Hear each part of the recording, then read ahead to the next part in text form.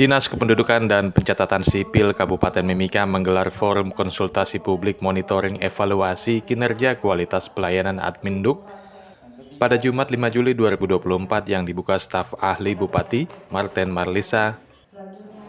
Forum konsultasi publik menjaring aspirasi dari seluruh pemangku kepentingan dengan tujuan untuk menghimpun aspirasi dari setiap perwakilan yang hadir sehingga nantinya bisa mendapatkan kesamaan persepsi dalam mencari solusi atas kendala yang ditemukan di lapangan sehingga kami dapat membenahi diri dalam melayani masyarakat Mimika. Hal ini harus menjadi perhatian untuk lebih meningkatkan pelayanan sehingga masyarakat mendapatkan kemudahan dalam melakukan pengurusan dokumen kependudukan serta terus mensosialisasikan arti pentingnya kepemilikan dokumen kependudukan sesuai dengan slogan yang dicanangkan oleh Kementerian Dalam Negeri Direktorat Jenderal Administrasi Kependudukan tentang GISA, Gerakan Indonesia Sadar Administrasi Kependudukan. Ia dihadiri perwakilan OPD, distrik, puskesmas, dan kelurahan dengan menghadirkan juga Ombudsman RI, perwakilan Papua, akademisi, dan jurnalis selaku narasumber dalam forum konsultasi publik tersebut. Dalam kesempatan tersebut dikatakan Kadis Dukcapil Mimika Slamet Sutejo, transformasi pelayanan Dukcapil hingga kini memerlukan proses yang panjang, di mana pelayanan Dukcapil Go Digital sejak tahun 2019 telah diterapkan dengan pemanfaatan teknologi terbarukan menjadi satu data kependudukan yang berlaku secara nasional dan seumur hidup. Di Kabupaten Mimika, implementasi identitas kependudukan digital yang terintegrasi dengan penggunaan aplikasi hingga Juli 2024 sudah mencapai 17.054 pengguna selain penggunaan KTP elektronik secara fisik. Dukcapil Mimika dalam pelayanan publik telah memiliki 17 lokasi pelayanan publik selain di kantor Disdukcapil, juga tersedia di 8 distrik wilayah kota, pesisir dan pegunungan, 4 kelurahan dan kampung, serta 4 layanan berbasis online yang sudah sangat bisa mempermudah masyarakat dalam pelayanan kependudukan, termasuk kemitraan yang dibangun bersama Pengadilan Negeri Mimika, Pengadilan Agama Mimika, dan Kementerian Agama Mimika. Tetapi sejatinya semua teman-teman yang di kelurahan, di distrik, ya, di puskesmas, di semua OPD, kita adalah sejatinya pelayan-pelayan publik. Kita memberikan pelayanan tanpa dinilai pun kita harusnya bisa berbuat yang terbaik. Perjalanan panjang.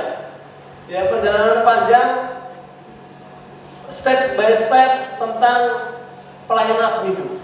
Dulu kita mengenal aktenya zaman dulu ketik manual, KTP kuning-kuning gitu ya.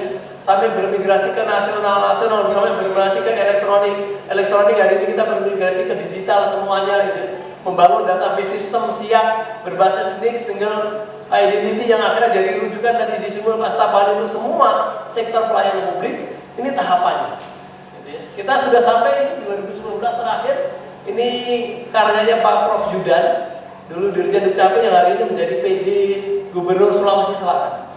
Ini adalah bagaimana di Dukcapil itu kenapa setiap warga yang 17 tahun ke atas harus dilakukan perekaman supaya apa datanya single. Tetapi begitu ke singlenya dilakukan rekaman benar, dia akan menuju ke single identity. Yang data yang lainnya tereliminate secara sistem, terdelete di sistem. Sehingga satu orang cukup dengan satu NIK seumur hidup. Artinya apa? Kepraktisan ini untuk benar-benar memudahkan layanan publik. Ke depan kita nggak ada lagi akan pegang hal yang fisik yang selalu dari dompet kita keluarin terus seperti itu. Semua sudah ada di genggaman kita masing-masing. Sehingga ke depan itu tidak ada lagi cerita KTP rusak, KTP hilang, KTP tertinggal, yang hilang hanya HP-nya. Kalau HP-nya hilang tinggal beli ke Telkomsel baru lagi atau ke counter. Artinya semua sudah tersistem dalam sistem dan insya Allah aman ya. Ini sedikit saja saya singgung tentang layanan di Mimika. Jadi kita bukan hanya di dinas, teman-teman di masyarakat juga sangat paham sudah terintegrasi dengan puskesmas, dengan kecamatan, dengan kelurahan, meskipun belum semuanya. Ternyata kita untuk berinovasi itu nggak harus nunggu anggaran, gitu ya. Nggak harus, kalau ada anggaran, sepun nggak ada anggaran, kreatif saja. Saya yakin kalau kita ada kemauan, pasti Tuhan kasih jalan. Ya, kita sudah terintegrasi dengan Pengadilan Negeri Mimika, Kota Timika ini, Pengadilan Agama Mimika, Kementerian Agama di Mimika. Jadi orang yang begitu nikah, udah langsung terbit KTP, kakaknya, buku nikah, akte nikah.